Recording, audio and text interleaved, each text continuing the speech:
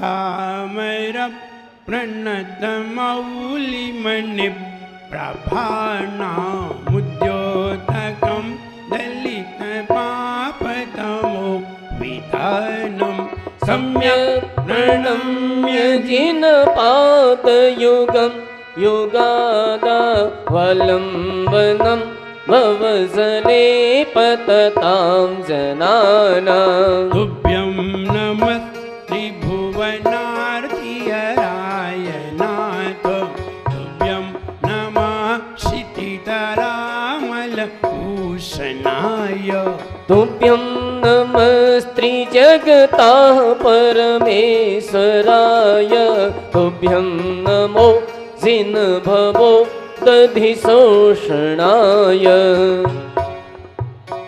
रक्ते क्षणं समदकोकिलकण्ठनीलं, क्रोधोद्धतं फणिनमुत्फणमापतन्तम्, आक्रामतिक्रमयुगेण निरस्तशङ्कस्त्वन्नामनागदमनि हृदयस्य पुंसः, त्वन्नामनागदमनि हृदयस्य पुंसः। आइए युद्ध भय का विवेचन सुनते हैं। छंद नंबर 42 और 43 दोनों युद्ध भय के हैं। अभी अभी एक एक छंद में एक एक भय आ रहा था। एक भय ऐसा है, युद्ध भय ऐसा है, एक छंद में वो कंप्लीट हो नहीं पाया, इसलिए आचार्य मानतुंग महाराज को 2 छंद बनाने पड़े। तो 2 छंद में वो वाली अपनी बात कह सके कि युद्ध में कैसे कैसे भय होते हैं। आइए, वल्गत तुरंग गज गर्जित भीमनाद,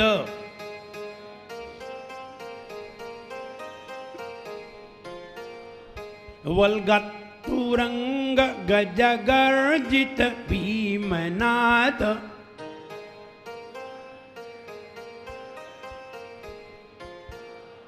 मजौ बलं बलवतामपि भूपतीनाम्,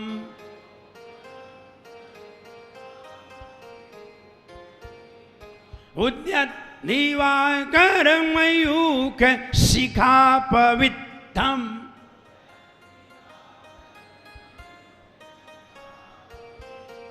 उद्यत दिवाकरमयूख शिखापवित्तम्,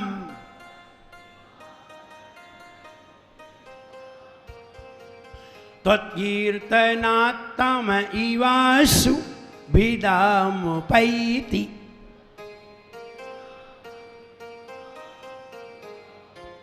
त्वत्कीर्तनात्तम इवासु भिदामुपैति।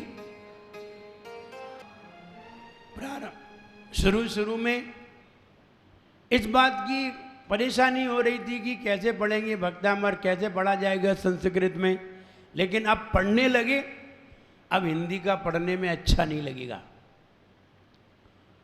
और पाएंगे कि हिंदी के पढ़ने में वो आनंद नहीं है जो संस्कृत के पढ़ने में आनंद है, क्योंकि संस्कृत ओरिजिनल कॉपी है और भक्तामर वो वाला हिंदी वाला ये तो डुप्लीकेट है, और डुप्लीकेट में भी डुप्लीकेट है। इसमें आचार्यों के द्वारा डाला गया भाव है, इसमें आचार्य के द्वारा जो आचार्य विद्वान थे, संस्कृत के ज्ञाता थे, उनके द्वारा डाले गए बीजाक्षर हैं। हिंदी में तो हम जानते भी नहीं है बीजाक्षर क्या होता है। इसलिए जितने भी मंत्र हैं, जितने भी ताकतवर मंत्र हैं, वे सब संस्कृत में बीजाक्षर रूप में हैं और बीजाक्षर संस्कृत के द्वारा ही पता चलते हैं और किसी के द्वारा पता नहीं चलते। अंग्रेजी के द्वारा पता नहीं चलते, उर्दू के द्वारा पता नहीं चलते, प्राकृत के द्वारा पता नहीं चलते, संस्कृत के द्वारा ही पता चलते हैं। इसलिए संस्कृत का पढ़ते हैं तो उसमें अब भाव पहुंचने लगता है और चित्र को देख लेते हैं तो और उसमें समझ में आ जाता है कि इसमें ये कहना चाहते हैं। तो युद्ध भय विनाशक, ये छंद युद्ध के भय को नाश करने वाला, यद्यपि युद्ध का भय राजाओं को ज़्यादा होता है। हम सारे लोग गृहस्थ हैं, हम लोगों को क्या युद्ध का भय होगा? हम लोगों को युद्ध के भय नहीं होते, हम लोगों को लड़ाई झगड़े के भय होते हैं। अपना छोटी छोटी लड़ाई लड़ना ही युद्ध है। छोटी छोटी लड़ाई लड़ना ही एक युद्ध है, और उसको नाश करने वाला, भय को मिटाने वाला ये छंद। आइए जाप देखें इसकी। ओम ह्रीम ह्रम नमो सप्पी सवीनम। ओम ह्रीम ह्रम नमो सप्पी सवीनम। कभी कभी लोग, कोई व्यक्ति को तकलीफ हो जाती है, कोई व्यक्ति को पीड़ा हो जाती है, तो ज़्यादातर कोई लोग ऐसा करते हैं, वो 45वां छंद भक्तामर का पढ़ना तो ठीक हो जाओ। क्यों? 45वें में वो कहा है ना, उद्भूत भीषण जलोदर भार भुगना, तो वो जलोदर रोग की बीमारी को ठीक करने वाला था। तो ये तो आचार्य महाराज ने ये बताया था कि भक्तामर पढ़ने से जलोदर रोग भी ठीक हो जाता है, लेकिन लोगों ने 45वां छंद पढ़ना चालू कर दिया, बाकी सब छोड़ दिए। बोले हम तो 45वां छंद पढ़ते हैं। ध्यान रहे, उससे कुछ भी होने वाला नहीं है। अगर ऐसा करोगी तो, ऐसा करोगी तो कुछ भी होने वाला नहीं है। तुम्हारी थाली में तुरई की सब्जी रखी हो, लौकी की सब्जी रखी हो, दाल रखी हो, चावल भी रखे हो, रसगुल्ले भी रखे हो, बूंदी भी रखी हो, पूड़ी भी रखी हो, रोटी भी रखी हो। तुम कहो हम तो लौकी की सब्जी खा के आ गए, तो पेट नहीं भर रहा है, चाहे कितनी खा लो, पेट भरने वाला नहीं है। तो यहाँ ये बात गई थी, वहाँ तो उन्होंने भक्तामर श्लोक में, भक्तामर के छंद में, स्तोत्र में एक छंद ऐसा जोड़ा है जिसमें ये बताया है कि पीड़ा दूर हो जाती है। इसका मतलब ये नहीं है वही पढ़ें, इसका मतलब ये भी नहीं। तो कई लोग अपने अपने तर्क देने लगते हैं, बोले हाथ में दर्द होने की दवाई है, पाँव में दर्द होने की दवाई है, सिर दर्द की अलग दवाई है, आँखों की अलग दवाई है, कान की अलग दवाई है। तो कान में दर्द हो रहा है तो पूरे शरीर की दवाई थोड़ी खाई जाएगी, ऐसा तर्क देने लगते हैं। तो ये तर्क तुम्हारा वहां लागू नहीं होता। लेकिन दवाई किसी की भी हो, दूसरी बात भी समझिए, चाहे पाँव के दर्द की दवा हो, चाहे सिर के दर्द की दवा हो, चाहे हाथ के दर्द की दवा हो, चाहे कमर के दर्द की दवा हो, खाई मुंह से ही जाएगी, खाने के और दूसरे कोई स्थान नहीं है। इसलिए ऐसे ही हमें पूरा भक्तामर का पाठ करना चाहिए, और भक्तामर का पाठ करते हैं तब उसके रोग आदि ठीक होते हैं। एक छंद पढ़ने से रोग आदि ठीक नहीं होते। कई लोग आते हैं, महाराज वो ऐसा है, ऐसा स्तोत्र बता दो जिससे ये ठीक हो जाए। हमने पूरा भक्तामर पढ़ो, पूरा भक्तामर पढ़ो। जितना ज़्यादा तुम्हारा उपयोग धर्म में लगेगा, जितना ज़्यादा उपयोग भक्ति में लगेगा, उतनी ही जल्दी पीड़ा ठीक होगी। ज़्यादा मन भक्ति में लगना चाहिए। एक छंद पढ़ने से भक्ति में ज़्यादा मन नहीं लगेगा। इसलिए ऐसे मुनि महाराज ओम ह्रीम ह्रम नमो सप्पी सवीनम, वे मुनि महाराज सप्पी का मतलब होता है घी। मुनिराज के हाथ में सूखा भोजन आता है, रूखा और सूखा भोजन आता है। जैसे चावल दिए, चावल में घी नहीं पड़ा है, दाल दी, दाल में घी नहीं पड़ा है, रोटी सूखी है और मुनिराज के हाथ में कहीं आ गई और मुनिराज उसे ले रहे हैं, और मुनिराज के मन में जरा सा भी कहीं विकल्प आ जाए, अरे ये रोटी सूखी है, बस इतना सा विकल्प आना है कि उनके हाथ में वो रोटी घी से युक्त हो जाएगी। उनके हाथ में ही घी बनता है, हाथ में घी नहीं बनता है, उनके विकल्प में घी बनता है। उनके मन में जैसे ही आता है वैसे ही वो चीज तैयार उनके पास आ जाती है। वे मुनि महाराज हाथ में घी नहीं है, हाथ में तो अब घी कहाँ बने? कोई सर पे तो बनेगा नहीं, बनेगा तो हाथ में ही जब खाना है तो। और अगर फिर थाली में खा रहे होते, थाली में भोजन कर रहे होते तो थाली में घी बन जाता। अगर किसी और में खा रहे होते, बर्तन में, भगोने में खा रहे होते, भगोने में घी बन जाता। लेकिन हाथ में भोजन कर रहे हैं इसलिए हाथ में घी बना। और कब बना? जब उनके मन में सूखा भोजन ऐसा लगे। एक व्यक्ति ने पूछा कि आप ये कहते हैं कि उनके मन में विकल्प आए तभी घी बनेगा। अरे विकल्प आता है तो मुनि कैसे? अगर मुनि महाराज को खाने में विकल्प आ जाता है, इसमें घी नहीं है, तो वे मुनि कहाँ रहे? मैंने कहा तुम कभी मुनि बने हो? बोले नहीं। मैंने कहा मैं बना हूं, मुझे मालूम है विकल्प आता है कि नहीं आता है, तुम्हें नहीं मालूम। और तुम्हें भी मालूम है कि तुम्हारे मन में विकल्प आता है। अगर विकल्प आना तो स्वाभाविक है, क्योंकि जैसे ही जिह्वा इंद्री पर कोई चीज रखी जाती है तो जिह्वा इंद्री फौरन संकेत देती है इसमें ये है। ये ऐसा नहीं है कि हम जब उसमें उपयोग लगाएंगे तभी उसका ज्ञान होगा। हाँ, ऐसा हो सकता है कि इंद्री बोले, जिह्वा इंद्री बोले कि इसमें नमक नहीं है, इसमें शक्कर नहीं है, या ये ऐसा है, तो जिह्वा इंद्री बोले लेकिन हम न बोले, ऐसा तो हो सकता है। लेकिन जिह्वा इंद्री न बोले ऐसा नहीं हो सकता। आप कान खोल के बैठे हो और कोई बोल रहा हो तो ऐसा नहीं हो सकता कि तुम्हें सुनाई ना दे। हाँ, ये हो सकता है कि हम उसे सुने नहीं, ये तो हो सकता है। हम उस पर ध्यान ना दें, ये तो हो सकता है। लेकिन ये नहीं हो सकता कि तुम्हारे कान में आवाज ना जाए, ऐसा नहीं हो सकता।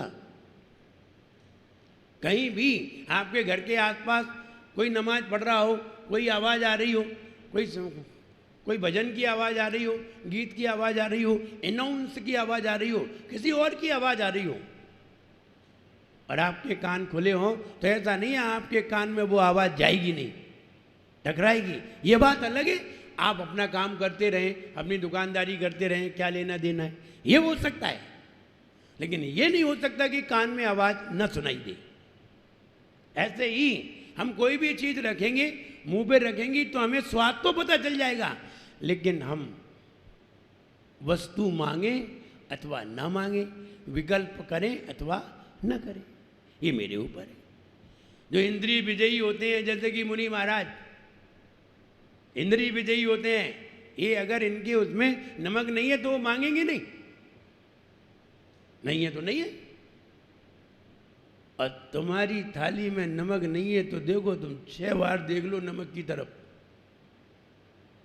और तुमने कसम खा ली थी कि हमारी थाली में अगर नमक नहीं होगा तो हम मांगेंगे नहीं, तो तुम्हारी थाली में नमक तो नहीं है, तो तुम पड़ोसी की थाली में लाने के लिए कह दोगे, भैया इनकी थाली में देख लो जरा नमक नहीं है। फिर अपनी थाली भी सरका दोगे धीरे से, भैया जा में भी। तो तुमने उनकी कह ली, वो तुम्हारी कह देगा, दोनों निपट गए। और किसी ने अपनी नहीं कही, अपनी किसी ने नहीं की कि हमने मांगा अपने लिए थोड़ी मांगा था, दूसरे के लिए मांगा था। दूसरे के लिए तो मांग सकते हैं, अपने लिए नहीं मांग सकते।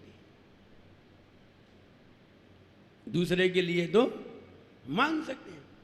एक बार मैं आहार करने के लिए गया, तो आहार करने के लिए गया तो उन्होंने वो नमक की जगह फुटकरी पिस गई, फिटकरी पिस गई। और फिटकरी पिस गई, अब तो मामे उन्होंने टमाटर में डाल दी, दाल में डाल दी, जिसमें डालें वही काली हो जाए।